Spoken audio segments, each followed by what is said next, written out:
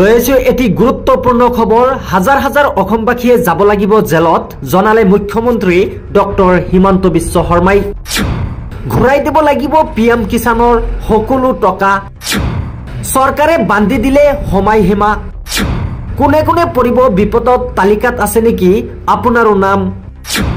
আপুনিও কৰিছিল নেকি পিএম কিষাণ? সবিশেষ জানাম ভিডিঅ'টোত এটা লাইক কৰি দিয়ক, লগতে এটা শ্বেয়াৰ কৰি আপোনাৰ বন্ধুবৰ্গলৈ পঠাই দিয়ক। জনাই আছো এই মুহূৰ্তত এটি গুৰুত্বপূৰ্ণ খবৰ। ইতিমধ্যে ভয়ংকৰ তথ্য বুলি ঘোষণা কৰিছে ৰাজ্য চৰকাৰে। আহি পৰিছে দীঘলীয়া তালিকা। কোনে কোনে পৰিব বিপদত, তালিকাত আছে নেকি আপোনাৰ নাম? সবিশেষ এই ভিডিঅ'টোত আপুনি জানিব পাৰিব।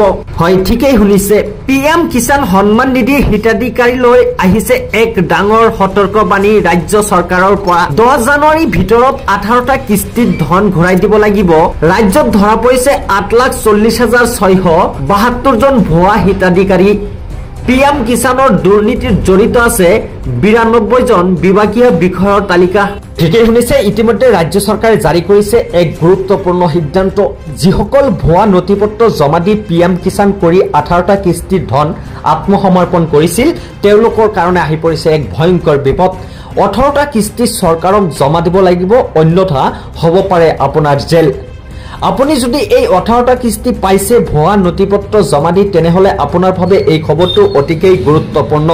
কিয়নো আপুনি যদি 18টা কিস্তি লৈছে, কোনো নথিপত্ৰ সঠিকভাৱে জমা নিদি, তেনেহলে আপোনাৰ কাৰণে ৰাজ্য চৰকাৰে এক ভয়ংকৰ সিদ্ধান্ত ল'ব।